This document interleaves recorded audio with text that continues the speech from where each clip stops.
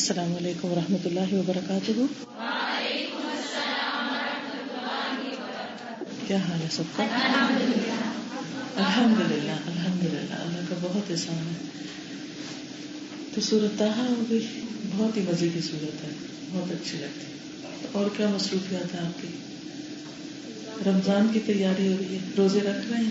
چھوڑ دیا اب تو ظاہر 15 کے بعد تو نہیں رکھ سکتے، لیکن میں خود چونکہ رکھ رہی تھی تو میں یہ سوچ رہی تھی کہ رمضان کی تیاری شعبان میں سب سے زیادہ روزہ رکھ کے ہی ہو سکتی ہے. جتنی مرضی باتیں کر لیں، درس کر لیں، نصیحتیں کر لیں، کتابیں پڑھ لیں، کچھ بھی پڑھ لیں، ٹھیک ہے، اس سے ایک یاد دہانی تو ہو جاتی ہے، لیکن اصل چیز جو انسان کو آتی ہے وہ روزہ رکھ کے ہی آتی ہے. تو سب مجھے احساس ہو کہ اچھا اس دفعہ کا روزوں کا موسم کیسا ہوگا، اس سحری کا کیا ٹائم ہوگا، افطاری کا کیا ہوگا، کیا کھانا ہے کیا نہیں کھانا، کتنا پانی پینا ہے، کس وقت سونا ہے، کس وقت جاگنا ہے. وہ پورے ٹائم ٹیبل اس تجربے سے بنایا ہے، ورنہ ایک دو روزوں میں تو میں خود بھی لاسٹ تھی کہ اچھا. تو میں سوچی تھی کہ رمضان جو اتنا قیمتی وقت ہوتا ہے، اگر اس وقت ہم تجربہ شروع کریں کہ کیا ٹھیک ہے اور کیا نہیں، تو وہ بات نہیں بنتی. اس سے پہلے تجربہ کر لیں روزہ رکھ کے. اسی لیے نبی صلی اللہ علیہ وسلم سب سے زیادہ شعبان میں روزے رکھتے تھے رمضان کے بعد. آپ صلی اللہ علیہ وسلم تو پورا مہینہ بھی روزے رکھتے تھے، لیکن ہم لوگ کمزور ہمت والے ہیں، اس لیے اگر پورا مہینہ کے آدھا بھی رکھے تو بات نہیں بنتی. تو 15 دن کے بعد پھر منع کر دیا گیا کہ روزہ رکھے. الحمدللہ اللہ کا احسان ہے کہ میں یہاں پہنچ گئی، اللہ نے پہنچایا. جب میں واپس آ رہی تھی تو بہت عجیب سی سکینت تھی کہ میں جیسے ایک سینس آف اچیومنٹ ہوتی ہے نا کہ الحمدللہ جو سوچ کر گئی تھی اللہ نے کروا لیا.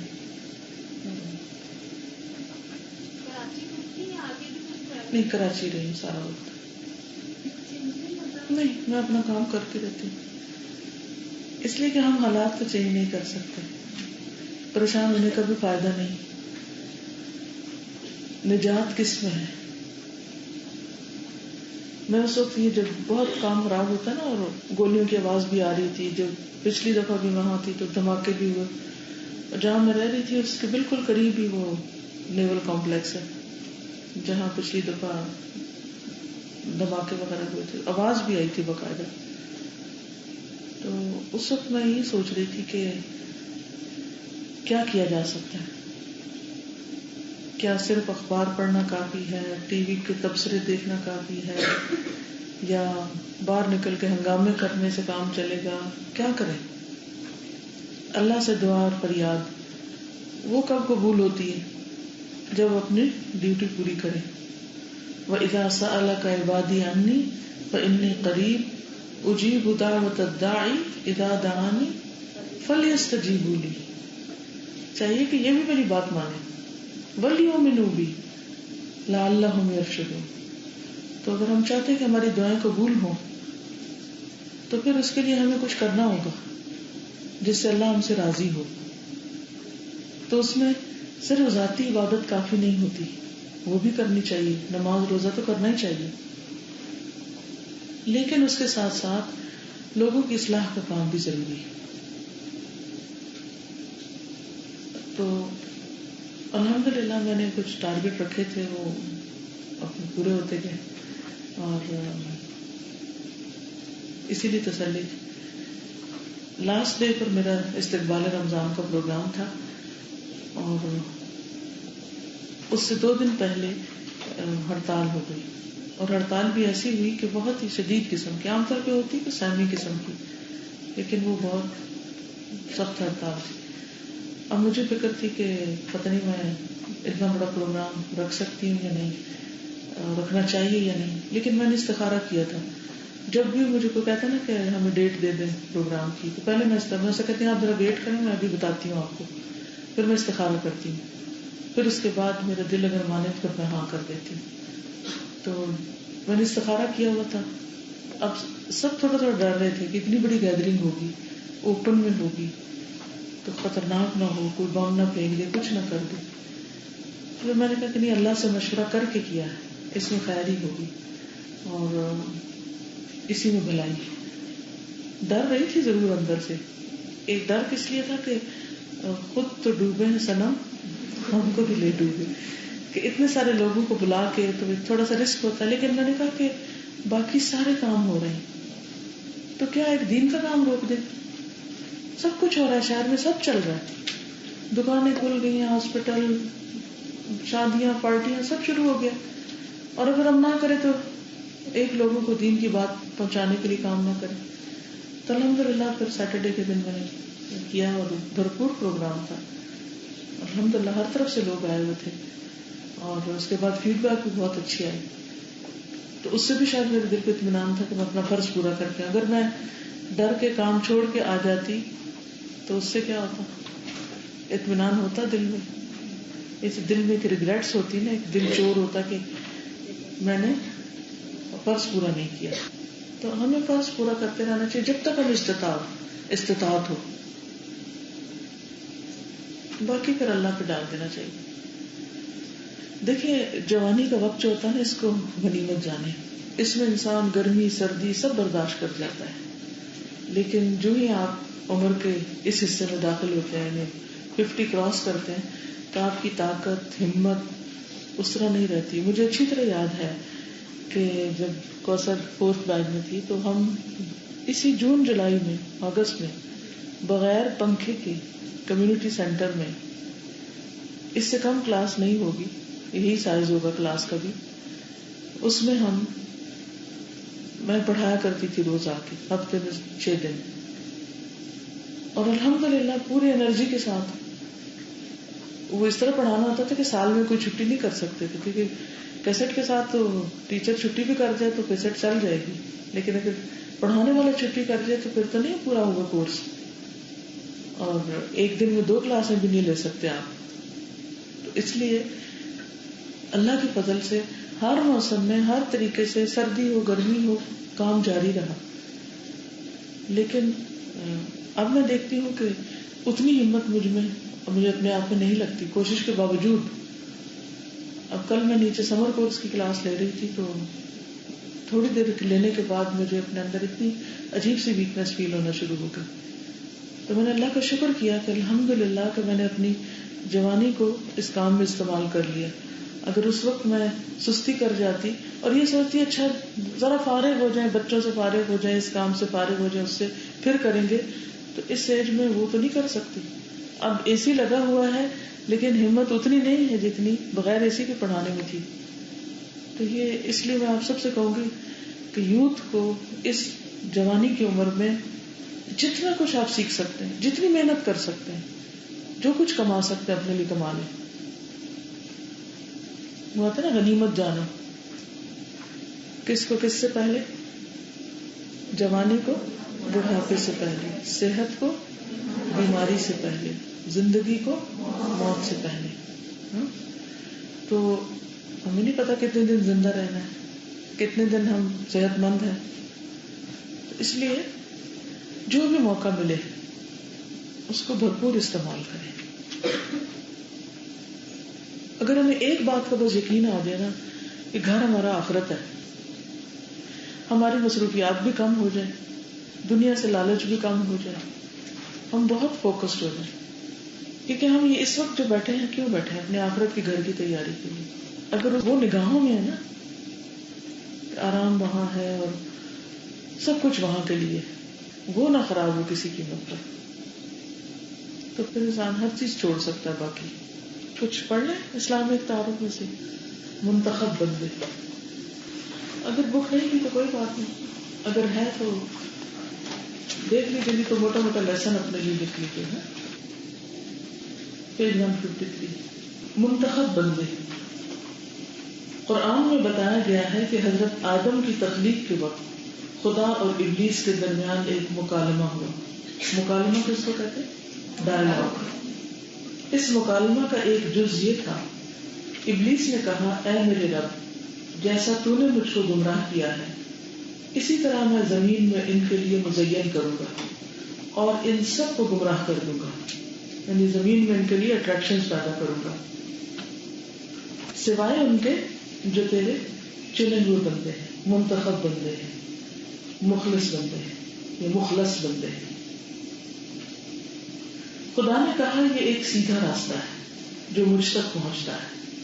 بے شک جو میرے بندے ہیں ان پر تیرا زور نہیں چلے گا، یعنی شیطان کا. بے شک جو میرے بندے ہیں ان پر تیرا زور نہیں چلے گا، سوائے ان کے جو گمراہوں میں سے تیری پیروی کریں. وہ شیطان کے قابو میں آ جائیں گے. اور ان سب کے لیے جہنم کا وعدہ ہے، یعنی جو اس کے راستے پہ چلے. جہنم کے 7 دروازے ہیں. ہر دروازے کے لیے ان لوگوں کے الگ الگ حصے ہیں، یعنی نامنیٹ کر دیے گا کہ کون کس دروازے سے گزرے گا. ابلیس یا شیطان لوگوں کو صحیح راستے سے بھٹکانے کے لیے جو تدبیر اختیار کرتا ہے وہ تزیین ہے. زین لہم الشیطان اعمالہم میں شیطان نے ان کے اعمال ان کے لیے خوبصورت بنا دیے. اس خوبصورت بنانے کو تفعیل کے وزن پر تزیین کہا گیا ہے. تزیین کا کیا معنی؟ زینت دینا، خوبصورت بنانا، اٹریکٹو بنانا. شیطان جب انسان کو کسی برائی میں مبتلا کرنا چاہتا ہے تو اس بری چیز کو انسان کے لیے بہت خوبصورت بنا دیتا ہے. اب اس کو ذہن میں رکھ کے مثالیں سوچیے گا. بہت سے کام ہمیں پتہ ہی غلط ہیں، برے ہیں، گناہ ہیں، حرام ہیں. مثلا زنا. کس کو نہیں پتا کہ یہ حرام ہے، برا ہے؟ پتہ ہے نا سب کو. یا لڑکوں سے دوستی، یا ان سے فون پہ باتیں کرنا، یا ان کو ٹیکسٹ کرنا. اچھا ہے یہ برا؟ پہلے یہ بتا دیجیے. برا ہے نا، غلط ہے نا. اسی لیے تو لوگ چھپ چھپ کے کرتے ہیں. اگر اچھا ہوتا تو پھر کھلے عام کرتے. کئی لوگ ڈھیٹ بن کے کھلے عام کرتے ہیں، کہتے ہیں ہم تو کھلے عام بھی کرتے ہیں، ہمیں تو کسی کا ڈر نہیں. وہ تو اور بھی برا ہے. برائی ہر حال میں برائی ہے. اللہ تعالیٰ نے چھپی برائی سے بھی منع کیا ہے اور کھلی برائی سے بھی، چھپی سے بھی اور کھلی سے. وہ آتا نا کہ وَلَا تَقْرَبُوا الْفَوَاحِشَ مَا ظَهَرَ مِنْهَا وَمَا بَطَنَ. فواحش کے قریب بھی نہ پھٹکو، چاہے کھلے عام ہو یا چھپ کے، دونوں طرح ہی برا ہے. یہ سب کچھ جاننے کے باوجود پھر بھی لوگ اس مصیبت میں پڑ جاتے ہیں، اس گناہ کا ارتکاب کرتے ہیں. ایک طرف وہ کہتے ہیں یہ برا ہے، گناہ ہے، اللہ کی ناراضگی کا سبب ہے، ماں باپ کی ناراضگی کا سبب ہے، اور دوسری طرف وہ کیے چلے جاتے ہیں. ان کو اس کام میں مزہ آتا ہے اور اس کو وہ یعنی اس کے اتنے دل دادا ہو جاتے ہیں کہ اس سے نکل نہیں پاتے. یہ کیا ہے؟ ایسا کیوں ہے؟ وجہ کیا ہے؟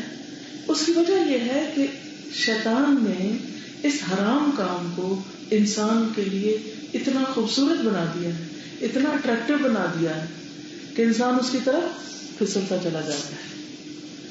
پھر اس کو پتا چلتا بھی ہے کہ یہ برا ہے، گناہ ہے، لیکن پھر بھی باز نہیں آتا. تو یہ شیطان کا حربہ ہے جو ہمارا دشمن ہے. تو اب آپ دیکھیے کہ اللہ تعالیٰ فرماتے ہیں کہ جو میرے مخلص چنے ہوئے بندے ہوں گے وہ شیطان کے پھندے میں نہیں آئیں گے، وہ چال سمجھ جائیں گے اور وہ اس سے نکلنے کی کوشش کریں گے.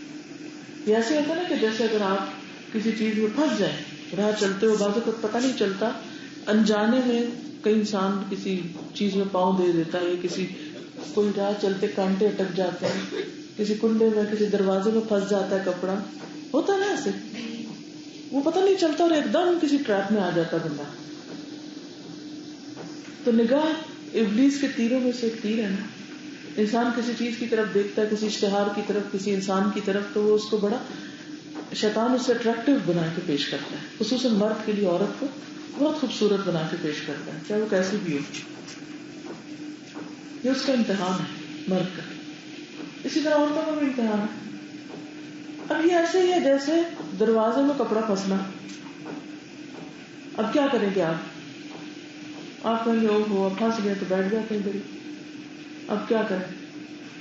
آپ اپنا کپڑا کھینچ کے نکالتے ہیں اور بعض اوقات اس کھینچنے میں کیا ہوتا ہے؟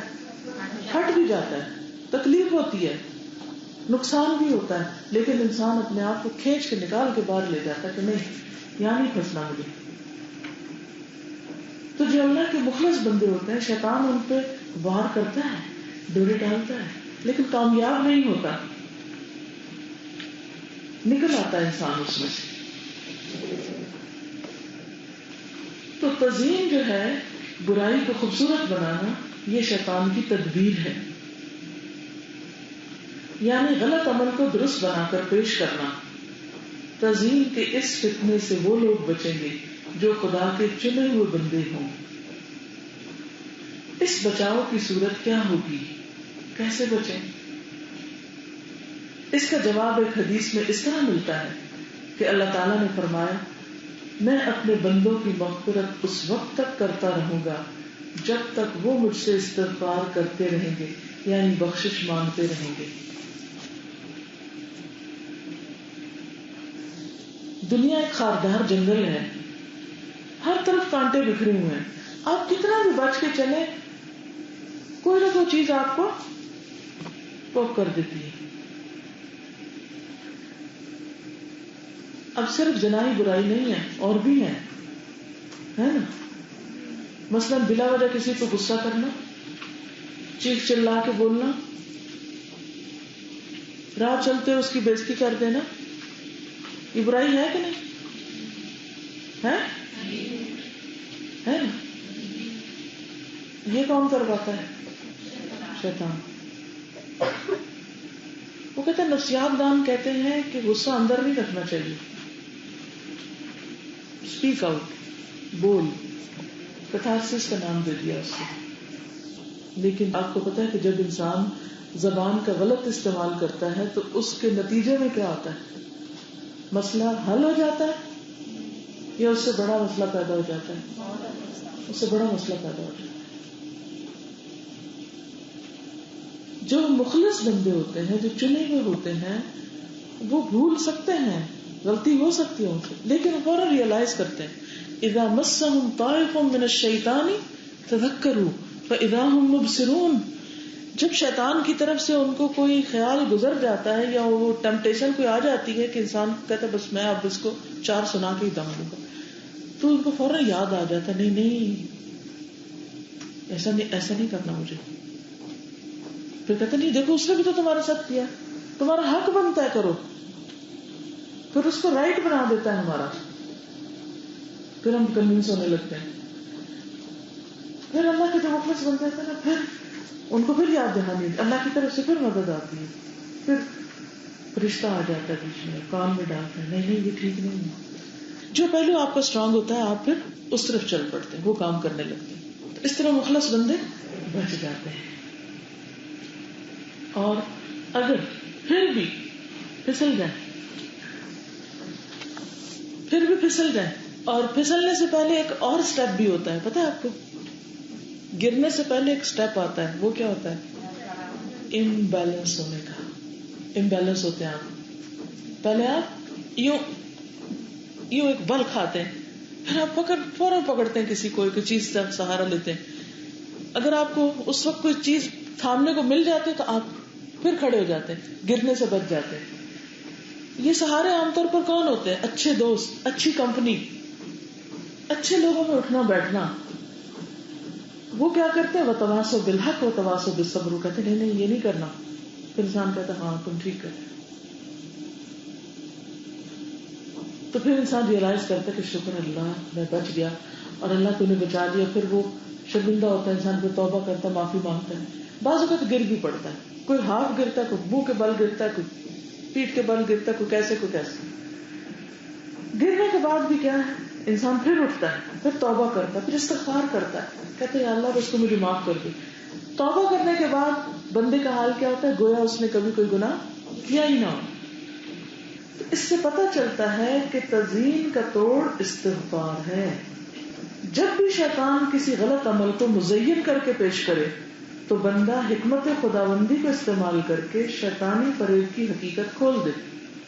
اللہ نے جو وزڈم ہم کو دی، یہ جو قرآن ہم پڑھتے ہیں یہ وزڈم ہے نا، حدیث پڑھتے ہیں وزڈم ہے نا، تو یہ جو ہمیں نعمت ملی ہے اس کی روشنی میں پھر ہمیں نظر آنے لگتا ہے. ایک روشنی ہے نا، جیسے اندھیرا ہو جاتا ہے کمرہ تو ٹارچ جلاتے ہیں تو روشنی نظر آنے لگتی ہے، تو انسان اس سے باہر نکل آتا ہے کہ نہیں مجھے یہ غلط کام نہیں کرنا.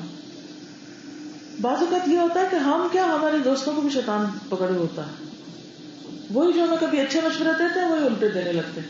پھر انسان کو اپنے اندر جو خدا کا خوف ہوتا ہے وہ جگاتا ہے، کہ نہیں مجھے نہیں کرنا. اگر کسی وجہ سے کر بیٹھتا ہے تو پھر وہ توبہ کرتا ہے، اور توبہ صرف زبان کی نہیں ہوتی،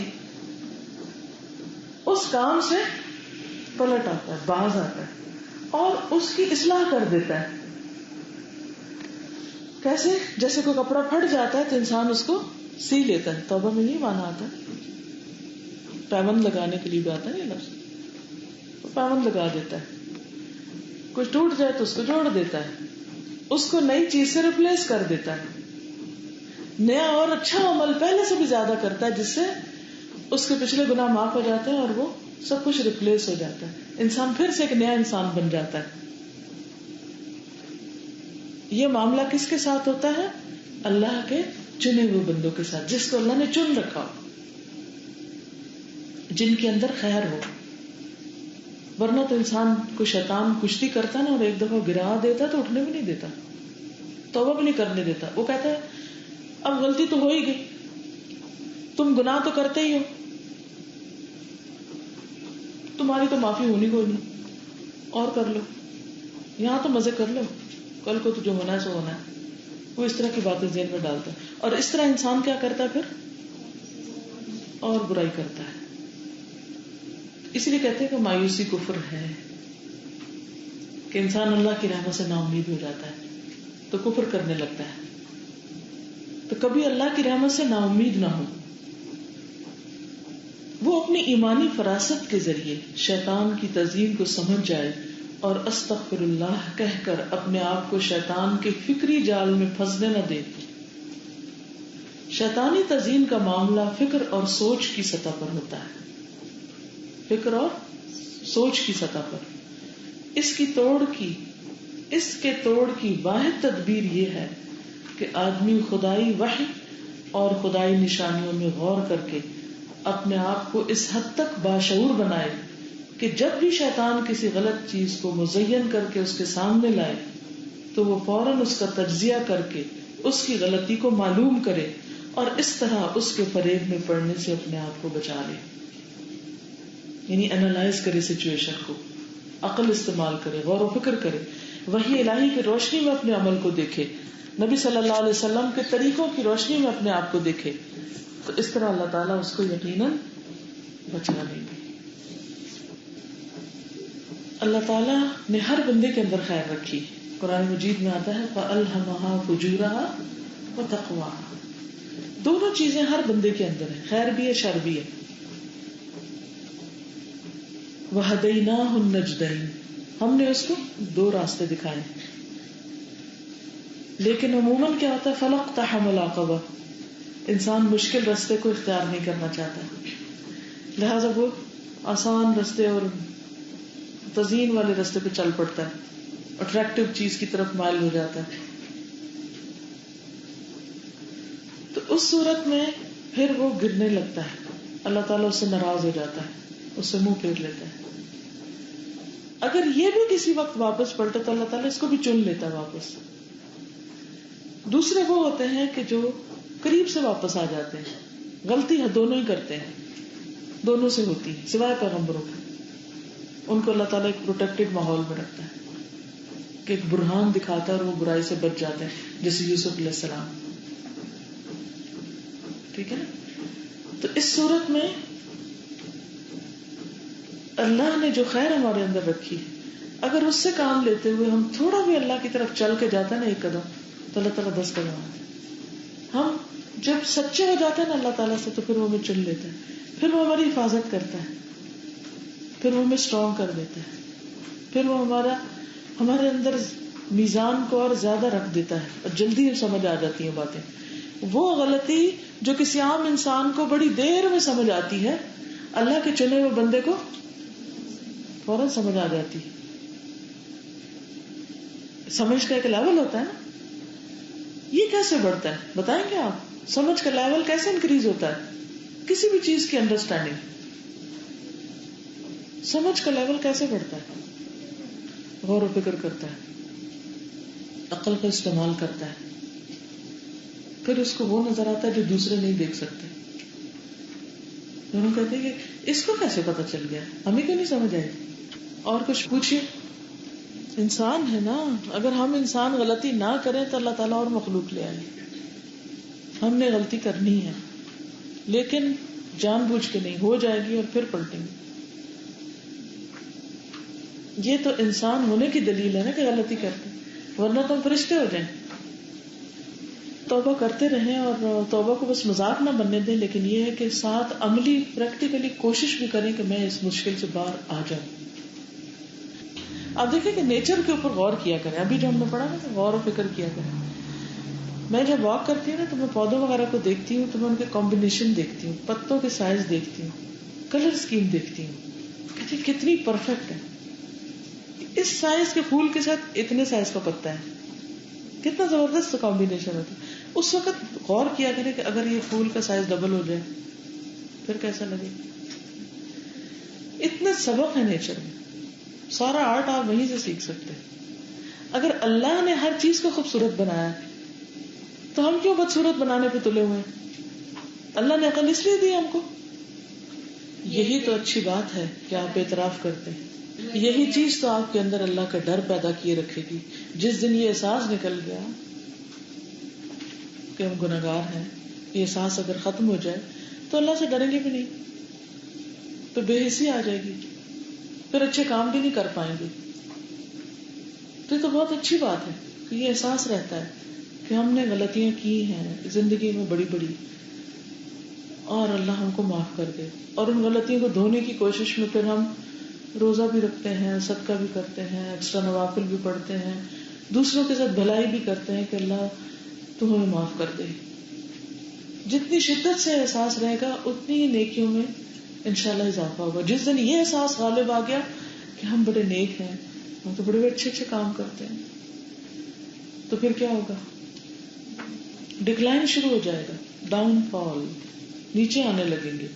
کہیں گے اتنا کچھ کر جو لیا، اور کرنے کی کیا ضرورت ہے. ایک ہوتا ہے سوچ کا سفر، اس کو بھی آپ وہی الہی کی روشنی میں پرکھیں کہ جو میں سوچ رہی ہوں وہ ٹھیک ہے یا نہیں. اس کو خود اینالائز کریں، اس کی کیا دلیل ہے، اپنے آپ سے پوچھا کریں. اچھا میں جو کام کرنے جا رہی ہوں اور اس کو میں صحیح کہہ رہی ہوں یا اچھا کہہ رہی ہوں، کیا دلیل ہے میرے پاس؟ اگر خود سے پتا ہو، یاد ہو، ٹھیک ہے یہ دلیل ہے. نہیں یاد، نہیں پتا، کسی سے پوچھ لو، کسی اور سے ڈسکس کر لو، لیکن کس سے؟ جو جاننے والا ہو اور صحیح دلیل کے ساتھ بتا سکے آپ کو. پھر آپ دیکھیے کہ بعض اوقات انسان سستی کرتا ہے، اب کون کس سے پوچھے، بس ٹھیک ہے فلاں بھی تو کر رہا ہے، میں نے کر لیا تو کیا ہوا. یہ پھر شیطانی چالیں جو غالب آ رہی ہیں. پھر بعد میں جب آپ غلط کام کر بیٹھتے ہیں پھر آپ ریئلائز کرتے ہیں کہ نہیں مجھے یہ سمجھ آ رہی تھی، پھر میں نے کی. پھر اب رونا شروع کریں اللہ کے آگے. جب یہ سوچ آ جائے کہ مجھ سے ہی غلطی، میں ہی کس تھی، پھر اللہ سے معافی مانگ. اور اللہ تعالیٰ ایسے لوگوں سے محبت رکھتا ہے، پتہ ہے آپ کو، ان اللہ یحب التوابین ویحب المتطہرین. بے شک اللہ محبت رکھتا ہے توبہ کرنے والوں سے، اور کثرت سے توبہ کرنے والوں سے، اور پاک صاف رہنے والوں سے. یہ متطہرین کیونکہ توبہ بھی پاک کرتی ہے انسان کو، اور ظاہری صفائی بھی اور اندر کی صفائی بھی. اس سے انسان کی پروڈکٹیوٹی بڑھتی ہے. آپ کا سوال یہ ہے کہ نیک لوگوں کے بچے برے کیوں نکلتے ہیں؟ اس لیے کہ ہر انسان اپنی ذات میں بھی ایک انسان ہے. وہ کسی کا بچہ بھی ہے مگر پھر وہ خود ایک انسان ہے. اس کے ساتھ اپنے جذبات اور احساسات اور اپنی عقل اور ایک سوچ بھی ہے. انسان کے اوپر جہاں نیک ماحول کا اثر ہوتا ہے وہاں برے ماحول کا بھی اثر ہوتا ہے. گھر میں اگر کسی کے نیکی کا چرچا بھی ہے, اچھی باتیں بتائی بھی جاتی ہیں, تو جو باہر کا ماحول ہے گھر سے باہر, اس میں شر کا پرسنٹیج کہیں زیادہ ہے. اب جو لوگ خود دین کی طرف آتے ہیں ان کی تڑپ لگ جاتی ہے, وہ کوشش بھی کرتے ہیں, بعض اوقات بیچارے خود سنبھل رہے ہوتے ہیں, ابھی لیٹ ایج میں پتہ چلتا ہے دین کا, سنبھل رہے ہوتے ہیں, بچوں کو بچانے کی کوشش کرتے ہیں, لیکن بچوں کے اوپر ان کا اثر کم اور باہر کا زیادہ ہوتا ہے, کیونکہ پہلے فتنہ گھر سے باہر نکل کر سامنے آتا تھا, اب فتنہ گھروں کے اندر داخل ہو چکا ہے. اس الیکٹرانک ٹیکنالوجی کی ایج میں ہر وقت کنیکٹڈ ہے. کس سے؟ ماں باپ سے. ماں باپ کے سامنے بیٹھ کے بھی کنیکٹڈ ہے دوستوں سے, اوروں سے. ہر انسان کی چوائس بھی ہوتی ہے. ایک ہی ماں باپ کی اولاد میں ہر بچے کی اپنی چوائس بھی ہوتی. بعض اوقات تھوڑا سا بھی ماں باپ کا انفلوئنس بہت کافی ہوتا ہے, اور باہر کا بہت سا برا انفلوئنس بھی اثر نہیں کرتا, اور بعض اوقات وائس ورثہ ہوتا ہے. تو اگین ذمہ داری پھر کس پہ ہے؟ ہر انڈیویجول پر, کہ اس کی چوائس کیا ہے, خصوصاً جب وہ عاقل بالغ ہو جاتے ہیں. بعض لوگ انسان کو اچھے نہیں لگتے تو کیا یہ بھی گناہ ہوتا ہے؟ اس احساس کو دل میں ہی رکھے تو گناہ نہیں ہوگا, اور اپنے گمان کو اچھا کرتا رہے. یہ انسان کے بس کی بات نہیں ہوتی کہ زبردستی کسی سے محبت کرے, یا کسی سے اگر وہ چڑ ہے تو اس کو اپنے دل سے نکال سکے. بعض وقت نہیں نکلتی, اور یہ امتحان کی وجہ سے ہوتا ہے, ٹیسٹ ہے ہم سب کا کہ ہم اب ان کے ساتھ معاملہ کیسے کرتے ہیں. جہاں تک کسی کے لیے محبت یا نفرت یا دل میں برے خیالات کا تعلق ہے تو اس کو انسان کسی حد تک تو کنٹرول کر سکتا ہے, لیکن کسی حد تک فیما لا املک میں آ جاتا ہے کہ میں اس کا مالک نہیں ہوں اپنے دل کا, میرا دل اللہ تیرے ہاتھ میں. اس حد تک تو چھوٹ ہے, لیکن اس سے آگے بڑھ کر زبان کا استعمال, ہاتھ کا, قلم کا, جسچرز کا, لکس کا, یہ ہمارے کنٹرول میں ہے. بعض اوقات یہ نہیں ہوتا کہ کوئی شخص واقعی برا ہوتا ہے تو ہم کو برا لگتا ہے, وہ بہت اچھا بھی ہوتا ہے, لیکن ہمیں اس سے حسد ہو جاتا ہے. ہوتا نا ایسے, ایک شخص بہت نیکیوں میں بہت آگے تھا, ہم اس کو دیکھتے ہیں کہ ہائے یہ آگے نکل گیا. شیطان کا یہ بھی ایک وار ہے, حسد ڈالتا ہے. اسی لیے آپ نے دیکھا ہوگا کہ لوگ جو دین کے لیے کام کرتے ہیں ان کے ریلیشن شپ بھی خراب ہو جاتے ہیں. بعض اوقات دو بالکل بہت اچھے نیک میاں بیوی کے بھی آپس میں بعض اوقات ریلیشن شپ خراب ہو جاتے ہیں. حضرت زید اور حضرت زینب کا معاملہ قرآن میں ہے نا. کیا وہ دونوں اچھے نہیں تھے؟ بیسٹ انڈیویجولز تھے, لیکن آپس میں کسی بھی وجہ سے سوچ کا فرق, خیالات کا, پرسنالٹیز کا, چوائسز کا کوئی بھی فرق نہیں نبھا سکے. وجہ تو معلوم ہی ہے سب کو کہ حضرت زینب جو تھی وہ اونچے خاندان سے تھی اور وہ غلام تھے, اور غلام کو ایکسپٹ کرنا چونکہ جس معاشرے میں وہ پیدا ہوئی تھی اس کے حساب سے ان کے لیے بہت مشکل تھا. تھوڑی سی ڈومینیٹنگ پرسنالٹی تھی. تو حضرت زید کے لیے چیز بہت بھاری تھی, کیونکہ حدیث میں آتا ہے, روایات میں آتا ہے کہ حضرت زینب جو تھی وہ تھوڑا اسٹرانگ ہاتھ رکھتی تھی, یعنی ڈومیننٹ تو بن نہیں رہی تھی. عام طور پہ ایسا ہوتا ہے جب مرد کے مقابلے میں عورت زیادہ ڈومیننٹ ہوتی ہے تو مرد کی انا مجروح ہوتی ہے, وہ نہیں قبول کر پاتا. اللہ نے چونکہ مرد کو ایک درجہ اوپر رکھا ہے فطرت میں اس کی, وہ بھی مجبور ہے بیچارہ, اس کو بنایا ایسے گیا کیونکہ اس کا رول ایسا ہے, اس نے پروٹیکٹ کرنا ہے خاندان کو, تو اس کو یہ دیا گیا نا, اس کے اندر ڈال دیا گیا. اب جب عورت اس کی جگہ لینے لگتی ہے اور اس کے کاموں کو اپنے ہاتھ میں لینے لگتی ہے, یا اس کی بے عزتی کرتی ہے, یا کسی بھی طرح مس بہیو کرتی ہے, تو یہ چیز مرد کی انا کو مجروح کر دیتی. اور جب کسی کی انا کو آپ مجروح کر دیتے ہیں تو پھر اس کے بعد بڑی مشکلات پیدا ہوتی ہیں, پھر نبھا مشکل ہو جاتا ہے.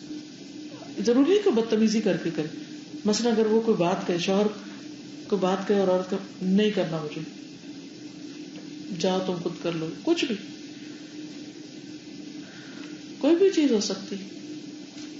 اب یہ چیزیں پھر تعلقات میں گڑبڑ کر دیتی. بہرحال وہ تو اللہ کا ایک پلان تھا، اور بھی چیزیں تھی اس میں انوالو. تو دو انڈیویجول اچھے ہوتے ہوئے ان کی آپس میں نہیں بنتی. جب رشتہ داریوں کا معاملہ ہو تو اور بھی زیادہ مشکل ہو جاتی. لیکن اگر رشتہ داری نہیں ہے، ویسے ہی آپ روز کسی سے ملتے جلتے ہیں اور اٹھتے بیٹھتے ہیں ان کے ساتھ، اور آپ کے دل میں اپنی بیسٹ فرینڈ کے لیے حسد آ گیا مثلا، تو اس سے نکلنے کا ایک بڑا ہی افیکٹو طریقہ ہے، بہت خوبصورت. میں نے اس کو بہت آزمایا ہے تو بہت کامیابی رہی.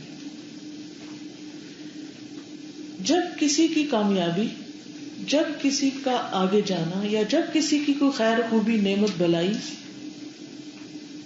سامنے آتی ہے تو میں اس کو دعا دیتی کہ اللہ اس کو اس میں اور برکت دے. اور جب دعا دیتی ہوں تو دل خوش ہو جاتا ہے اور شیطان کو مایوسی ہو جاتی ہے، اس کو وار کرنے کا موقع نہیں ملتا کہ کسی کے لیے نفرت دل میں پالوں یا برا رکھوں. تو جس کسی کے لیے بھی آپ کے دل میں حسد آئے یا اس سے چڑ آئے یا اس کی وہ برداشت نہ ہو بندہ، یہ ہر ایک کے ساتھ ہوتا ہے کہ کہیں نہ کوئی اس کی کمزوری ضرور ہوتا ہے کہ اس کے ساتھ نہیں نبھے، بس یہ نہ نظر آئے مجھے. بے وجہ بھی ہو جاتا ہے بعض اوقات، خواہ کیونکہ شیطان نے کوئی کام تو کرنا ہے اس نے. تو یہ ٹیسٹ آئے گا تو تبھی آپ پروو ہوں گے نا کہ آپ ہیں کون. اگر ٹیسٹ ہی نہیں آیا آپ کی زندگی میں تو کوئی بات ہی نہیں، مسئلہ ہی کوئی نہیں. لیکن جو ہی ایسی کوئی کیفیت آئے، اور آئے گی اور لازماً آئے گی، ایک نہیں کئی دفعہ آئے گی، جہاں مرضی چلی جائیں. ہم بعض اوقات کہتے ہیں نا یہ یہاں کے لوگ بہت بہت خراب ہے، میں یہاں نہیں کام کر سکتی، میں یہ نہیں کر سکتی، میں اس گھر میں نہیں رہ سکتی، میں یہاں نہیں نباہ کر سکتی. سب اچھا ہے، بس وہ میری ساس نہیں اچھی. سب اچھا ہے، وہ میری ایک نند جو ہے نا اس نے میرا جینا دوبر کیا ہوا ہے.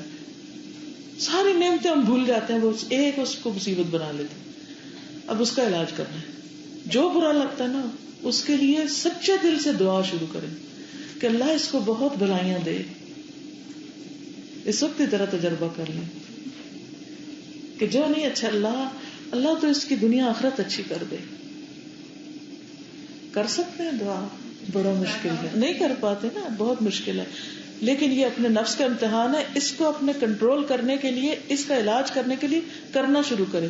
تنہائی میں بیٹھ کے اللہ کے آگے روئے اور کہ اللہ مجھے اس امتحان میں پاس کر، اور میرے دل سے اس شخص کے بارے میں کوئی بھی ایسی بات نکال دو، اور تو اس شخص کو یہ دے، اس کو یہ دے، اس کو یہ دے، اس کو یہ دے.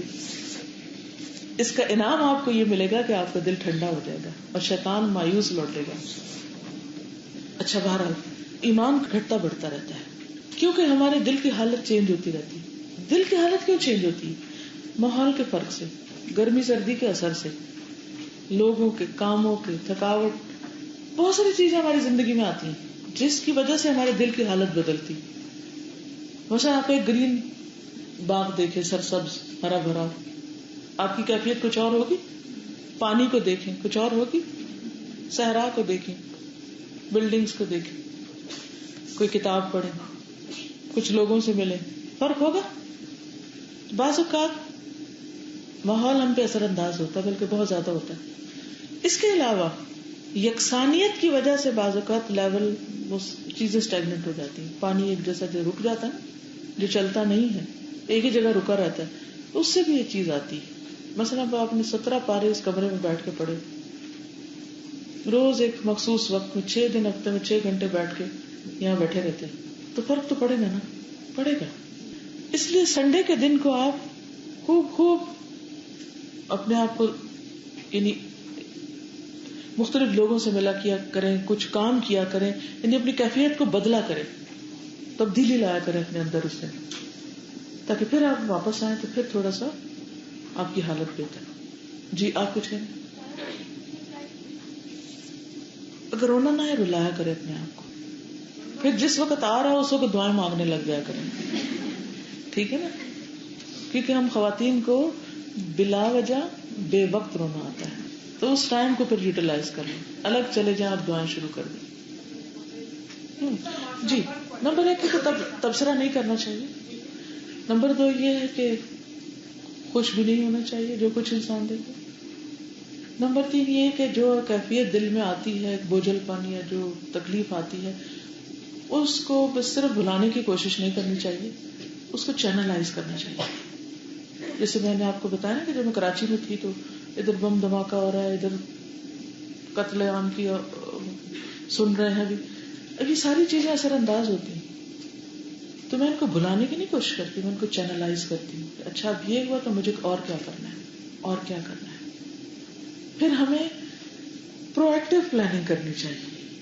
ایک تو ہے نا کہ ہم ریئیکشنری ہوں, یہ ہو گیا تو اب ہم یہ کرنے لگے, اس سے کیا ہوتا ہے, کچھ زیادہ فائدہ نہیں ہوتا. ہم فرسٹریشن نکال کے پھر واپس سو جاتے ہیں. ہمیں اس کو سوچ کے کہ اچھا اگر یہ ہو رہا ہے تو اس کے لیے کیا کیا جائے, کریں کیا. پھر اللہ سے دعائیں مانگیں, پھر لوگوں سے کچھ کرنے کے کام پہ ڈسکس کریں, پھر دیکھیں لوگ کیا کر رہے ہیں, میں کس کو جوائن کر سکتا ہوں, کس کے لیے مددگار ہو سکتا ہوں, مجھے کیا آتا ہے, میں کون سا کام زیادہ بہتر کر کے لوگوں سب کی ہیلپ کر سکتا ہوں. اپنی سکلز کو جانیں, اگر نہیں ہے سکلز تو سکلز کو بڑھائیں, اپنے آپ کو اپڈیٹ کریں, اور کچھ نہ کچھ سالڈ پلان زندگی کا بنائیں کہ یہ تو کرنا ہی کرنا ہے.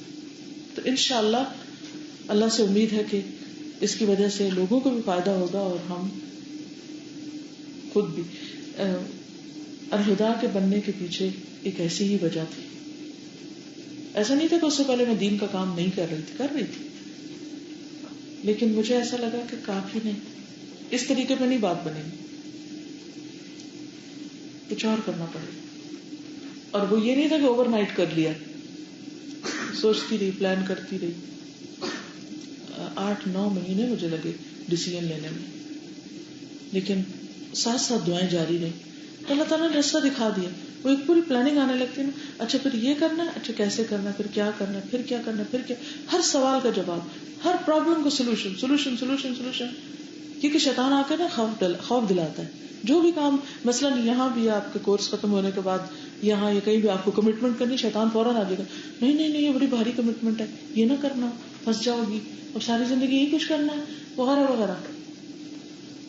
اور وہ چھڑا دیتا ہے انسان کو. پھر انسان واپس جس ماحول میں جاتا ہے ویسے کا تیسا ہی ہو جاتا ہے جیسے اس نے کبھی قرآن پڑھا ہی نہ. میں نے ایسا بھی دیکھا ہے, گویا اس سے کبھی گزرا بھی نہ ہو پاس سے, ٹوٹلی آؤٹ. کیوں ہوا؟ کیونکہ کسی بھی لیول کی کوئی کمٹمنٹ نہیں کی قرآن کے ساتھ اپنے آپ کو کنیکٹ کرنے کی. خود بھی نہیں کچھ کر سکے, جو کر رہے ہیں ان کے ساتھ بھی نہیں. اللہ تعالیٰ قرآن پاک میں فرماتے نا, اپنے پیغمبر کو فرماتے ہیں وَاصْبِرْ نَفْسَكَ مَعَ الَّذِينَ يَدْعُونَ رَبَّهُمْ بِالْغَدَاةِ وَالْعَشِيِّ. ان لوگوں کے ساتھ اپنے آپ کو باندھ کے رکھو جو صبح شام اپنے رب کو یاد کرتے ہیں, ورنہ ماحول کھا جائے گا آپ کو. لیکن ہم کمٹمنٹ سے گھبراتے, نہیں وہ ٹائم ٹیبل کی پابندی نہیں ہو سکتی, وہ فلاں چیز کی پابندی نہیں ہو سکتی, اب میں کچھ ٹائم آف لینا چاہتی ہوں, میں اپنے لیے لینا چاہتی ہوں, فلانا. سب کریں جو کرنا ہے, لیکن باندھے رکھیں اپنے آپ کو. اور کس لیے کہ جتنی بھی خرابیاں اور برائیاں آپ دیکھ رہے ہیں, ان کا اوور نائٹ کوئی حل نہیں ہے, کوئی چینج اوور نائٹ نہیں آ سکتا. ہم سب اس انتظار میں رہتے ہیں کہ کوئی موسیٰ آئے اور بنی اسرائیل کو آزاد کر کے لے جائے. اللہ کے لیے کچھ مشکل نہیں, تم اپنا اپنا کام کرتے رہے. ہم میں سے پوری قوم جو مرضی کرے, اینڈ آف دا ڈے ہم خود جواب دہ ہیں اپنے کام کے. میں نے کیا کیا, میں نے رسپانسبلٹی کتنی پوری کی, میں نے اپنی صلاحیت اور وقت کو کہاں کس کام میں استعمال کیا. اگر میں ایک وہ چڑیا ہوں جس کے چونچ میں ایک قطرہ پانی کا ہے, وہ ڈراپ اگر گرانا ہے تو مجھے وہ بھی اتنا ہی کرنا میرے لیے شاید کافی ہو جائے. اس کے برعکس وہ چھپکلی جس نے آگ بھڑکانے میں کردار ادا کیا, تو میں چھپکلی ہوں یا چڑیا ہوں, کیا ہوں, کیا بننا ہے مجھے؟ اس لیے چھپکلی کو مارنے کا حکم ہے کہ اس نے اللہ کے حبیب کے خلاف کام کرنے والوں کا ساتھ دیا تھا. اور یہ دراصل یہ جانوروں کی جو مثالیں ہیں نا, یہ اگزامپلز ہیں ہمارے لیے.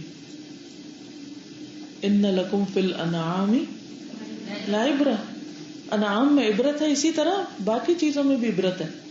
یہ ساری مخلوق سے سیکھنے کا کام. مجھے اتفاق ہوا کینیا جانے کا سفاری میں، تو سامنے اپنے دیکھا زیبراز کو اور جانوروں کو، تو اتنے اسٹرانگ زیبراز کھڑے اور ان کے پیٹرن، اور وہ میں کہتی ان کا کیا مقصد ہے، یہ اتنے جوان، اتنے طاقتور، اتنے یہ یہاں پر کھڑے ہیں. یہ اگر گھوڑے ہوتے اور ہم ان سے کام لیتے تو کتنا فائدہ ہوتا، لیکن نہیں، وہ صرف جنگل میں چر رہے ہیں، کھا رہے ہیں، پی رہے ہیں، گھوم رہے، پھر رہے. لیکن ان کے اوپر جو ڈیزائننگ ہے اور جو آرٹ بکھرا ہوا ہے، ایسے لگتا ہے جیسے کسی نے کینوس پہ پینٹ کیا ہوا ہو. کیا زبردست سین ہے. اس میں کچھ اور سیکھنے کو. گھوڑے اللہ نے الگ پیدا کر دیے کسی اور کام کے لیے، ان کو کہیں اور رکھا کسی اور کام کے لیے. کل پرسوں میں ایک تصویر دیکھ رہی تھی، ان کے سب فیسز تھے سامنے، اتنی خوبصورت تصویر تھی، اور اس میں دیکھ رہی تھی کہ کیا آرٹ نمایا ہے، کیا کاریگری اللہ کی. یہ بھی تو چاہیے نا ہمارے احساسات جذبات کو اللہ کی یاد کے لیے. حضرت سلمان علیہ السلام نے تو گھوڑوں کو دیکھ کے اللہ کو جس طرح یاد کیا تھا. تو ہر چیز کے اندر ایک عبرت ہے. نگاہ لائیں دیکھنے والی. ٹھیک ہے نا. اب اجازت چاہتی ہوں. سبحانک اللہم و بحمدک، نشہد ان لا الہ الا انت، نستغفرک و نتوب الیک.